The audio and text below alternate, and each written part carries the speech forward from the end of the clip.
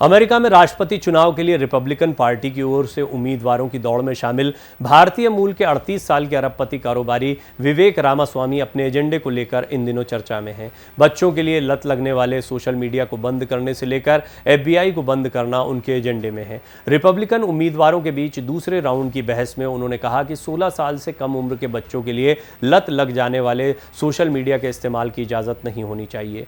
Biotech business से जुड़े रहे विवेक रामास्वामी का कोई पूर्व राजनीतिक अनुभव नहीं है और वो ट्रंप के अमेरिका फर्स्ट एजेंडे को ही अपना पर्सनल टच देकर इसे एजेंडा बनाना चाहते हैं और इसके लिए उन्होंने कुछ अजीबोगरीब सुझाव दिए हैं। मुख्य रूप से उन्होंने 7 एजेंडे पेश किए हैं। आइए जानते हैं उनके एजेंडों के बारे में। रामास्वामी ने सोशल मीडिया प्लेटफॉर्म और उनके प्रोडक्ट को लत लगाने वाला बताते हुए आलोचना की। हाल ही में उन्होंने टिकटॉक को डिजिटल फेंटानिल तक कहा था। उन्होंने कहा, इन्हें इस्तेमाल करने वाले 12-13 साल के बच्चों पर क्या असर होता होगा, इसे लेकर मैं चिंतित हूं। रिपब्लिकन डिबेट के दूसरे चरण में उन्होंने बच्चों द्वारा सोशल मीडिया इस्तेमाल पर बैन लगाने की बात कही ताकि देश की मानसिक सेहत को सुधारा जा सके। लेकिन रिपब्लिकन प्रतिद्वंदियों ने रामास्वामी की आलोचना की क्योंकि कुछ दिन पहले ही वो टिकटॉक से जुड़े थे। विवेक रामास्वामी ने कहा कि वो चाहते हैं कि H-1B वीज़ा प्रोग्राम खत्म हो। अमेरिका में विदेशी कुशल कर्मचारियों को भर्ती करने के लिए नियोक्ताओं द्वारा इस प्रोग्राम का इस्तेमाल किया जाता है। ये वीज़ा प्रोग्राम विशेष कुशलता और शिक्षा वाले लोगों के लिए खुला होता है और नियोक्ता के जॉब ऑफर से जुड़ा होता है। ये विदेशी कर्मचारियों को अमेरिका में 6 साल तक रहने और काम करने की वैधता देता है, जिसके बाद इसे नवीकरण किया जा सकता है। ये बहुत लोकप्रिय है और 2024 के लिए अमेरिकी व्यावसायिक घरानों ने 7,80,000 वीज़ा ज़रूरतों की मांग की है। हाल ही में अपने एक बयान में रामास्वामी ने H-1B वीज़ा की तुलना गिरमिटिया कामगारों से की जो कंपनी के लाभ के लिए काम करते हैं। इस बयान पर उनकी आलोचना हुई क्योंकि अपनी फार्मास्यूटिकल कंपनी रोइवेंट साइंसेज में भर्ती करने के लिए इसी प्रोग्राम का इस्तेमाल किया था। उन्होंने कहा कि अगर वो जीतते हैं तो वीज़ा प्रोग्राम में आमूलचूल बदलाव करेंगे। US citizenship and immigration services की वेबसाइट से पता चलता है कि रोइवेंट साइंसेज ने 2018 से इस वीज़ा प्रोग्राम के तहत 12 वीज़ा का आवेदन किया था।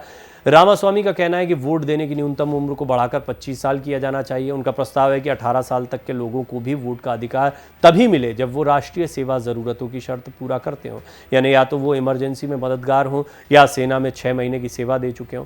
उन्होंने ये भी कहा कि 18 साल के उन लोगों को वोट देने का अधिकार देना चाहिए जो अमेरिकी नागरिकता वाला टेस्ट पास कर लें। लेकिन समस्या ये है कि वोटिंग की उम्र बढ़ाने का मतलब है संविधान में बदलाव, यानी कांग्रेस में 2/3 बहुमत होना चाहिए।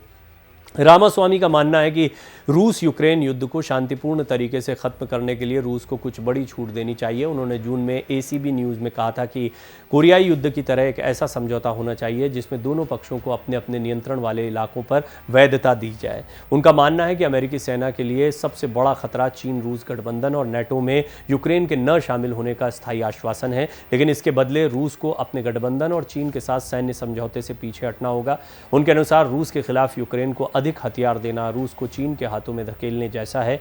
रामास्वामी अबॉर्शन यानी गर्भपात पर संघीय सरकार द्वारा प्रतिबंध लगाने का समर्थन नहीं करते क्योंकि उनके शब्दों में संघीय सरकार को इसके अलग रहना चाहिए। हालांकि उन्होंने राज्य स्तर पर 6 हफ्ते के भ्रूण की शल्यक्रिया के मामले में प्रतिबंध की वकालत की। CNN को उन्होंने बताया था, अगर हत्या के कानून राज्य स्तर पर तय होते हैं और अबॉर्शन एक किस्म की हत्या ही है तो इस मामले में संघीय कानून की कोई ज़रूरत नहीं है।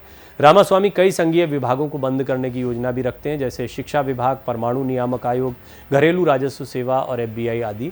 NBC न्यूज़ से उन्होंने कहा, अधिकांश मामलों में ये एजेंसियां बेकार हो चुकी हैं और इनकी जगह कई अन्य विभाग काम करते हैं। उन्होंने पुनर्गठन का सुझाव दिया जिसमें FBI की फंडिंग को secret service, financial crimes enforcement network और डिफेंस इंटेलिजेंस एजेंसी में बांटा जाए। रिपब्लिकन उम्मीदवार की दौड़ में शामिल पूर्व राष्ट्रपति ट्रंप FBI पर उनके खिलाफ बदले की भावना से कार्रवाई करने के आरोप लगाते रहे हैं। जून में फॉक्स न्यूज़ पोल में पता चला कि रिपब्लिकन लोगों में FBI को लेकर भरोसा करीब 20% तक कम हुआ है। द अटलांटिक मैगजीन में रामास्वामी ने कहा था कि 9/11 पर सरकार ने झूठ बोला था, इसे लेकर उनकी काफ़ी आलोचना हुई थी। उन्होंने कहा, यह कहना वैध है कि ट्विन टावर्स पर जिन विमानों ने हमला किया उसे लेकर कितनी पुलिस थी, कितने संघीय एजेंट थे, शायद एक भी नहीं।